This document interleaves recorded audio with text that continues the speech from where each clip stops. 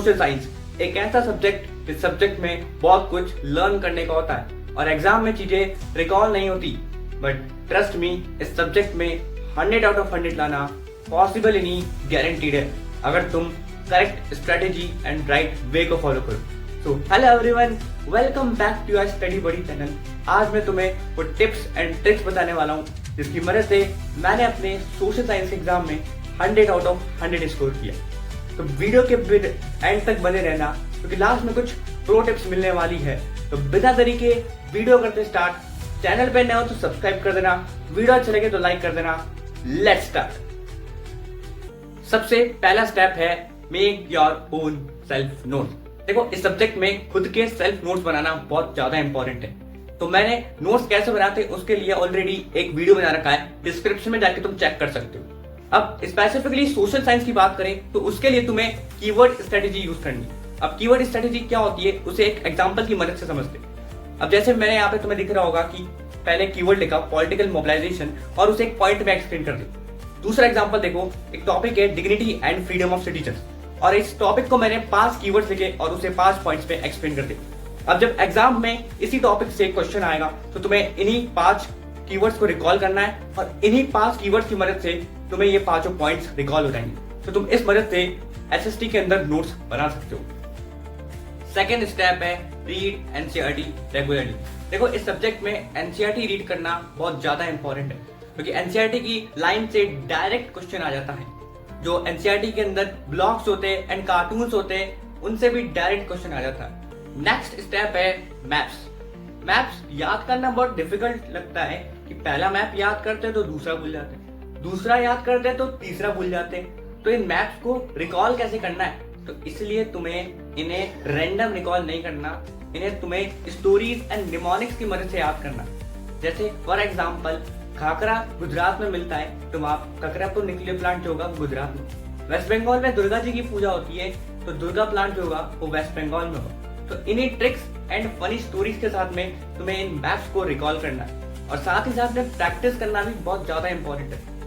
इसलिए तुम्हें मैप्स को रिकॉल करना है, ना कि रैंडमली लर्न करना। अब से मैप्स में रटना बंद, तुम्हें स्टोरीज बनानी है ताकि तुम एग्जाम में उसे इजीली रिकॉल कर सको।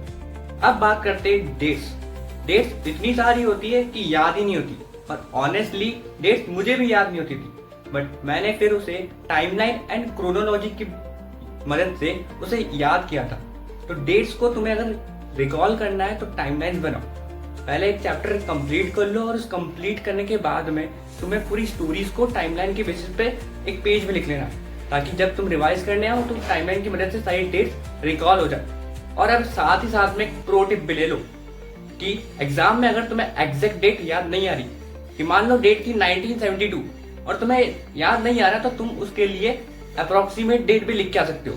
तुम 1972 की जगह 19th सेंचुरी भी लिख के आ सकते हो। नेक्स्ट स्टेप है रिविजन। देखो, रिविजन करना बहुत ज्यादा इंपॉर्टेंट है क्योंकि एसएसटी में रिकॉल करने को एंड लर्न करने को बहुत सारी चीजें होती है। मैंने भी 3 टाइम्स रिवाइज कर लिया था पूरे सिलेबस को। 2 टाइम्स मैंने पहले एग्जाम से कर लिया था एंड उसके बाद में 1 टाइम गैप टेस्ट में किया था। तो तुम्हें भी एटलीस्ट 3 टाइम्स तो रिवाइज करना ही है। अब रिवाइज करने का मतलब ये नहीं कि सिर्फ नोट्स पढ़ना है, तुम्हें क्वेश्चंस प्रैक्टिस करने हैं। नोट्स पढ़ लिए उसके बाद में तुम्हें क्वेश्चंस की मदद से रिवाइज करना एंड उस क्वेश्चंस की मदद से तुम्हें जो भी क्वेश्चंस नहीं आए उन क्वेश्चंस को देखो कि कौन से टॉपिक्स थे और उन टॉपिक्स को जाके वापस से रिवाइज करो। लास्ट एंड फाइनल स्टेप है practice previous year questions and competency based questions. देखो, पीवाईक्यूज लगाना बहुत ज्यादा इंपॉर्टेंट है। लास्ट 5 इयर्स के सारे पीवाईक्यूज लगा लेने एंड साथ ही साथ में कॉम्पिटेंसी बेस्ड क्वेश्चंस की भी प्रैक्टिस करना, बिकॉज एमसीक्यूज तो बिल्कुल भी डायरेक्ट नहीं आते। अब कॉम्पिटेंसी लेवल बढ़ता जा रहा है इसलिए तुम्हें कॉम्पिटेंसी बेस्ड क्वेश्चंस की भी प्रैक्टिस करनी है एंड लास्ट 5 इयर्स के पीवाईक्यूज तो लगा ही। अब बात करते हैं कुछ प्रो टिप्स की। तो प्रो टिप्स के अंदर सबसे पहली प्रो टिप है कि जब तुम अपने नोट बना रहे हो तो ऐसे बनाओ कि तुम अपने एग्जाम में आंसर प्रेजेंट कर दो। जैसे तुम एग्जाम में आंसर लिखते हो उसी तरीके से तुम्हें अपने नोट्स बनाने हैं। एंड अब बात करते हैं कि इन इतनी सारी चीजें, रेफरेंस बुक, एनसीईआरटी, नोट्स, इन सबको एक सिस्टमैटिक वे में कैसे फॉलो करना है। तो सबसे पहले स्टेप 1 है कि तुम एक 1 शॉट लेक्चर देख लो या फिर स्कूल और कोचिंग में से कहीं से भी चैप्टर को समझ लो। उसके बाद में तुम एनसीईआरटी को रीड करो एंड उसके बाद में तुम्हें क्या करना है, एनसीईआरटी को बेस बनाते हुए नोट्स बनाने। तो ये सारी टिप्स एंड ट्रिक्स जिसकी मदद से तुम अपनी सोशल साइंस के एग्जाम में 100 आउट ऑफ 100 स्कोर कर सकते हो। अगला वीडियो किस टॉपिक पे चाहिए कमेंट में जरूर बता देना। मैं मिलूंगा तुम्हें नेक्स्ट वीडियो में, तब तक के लिए थैंक यू सो मच।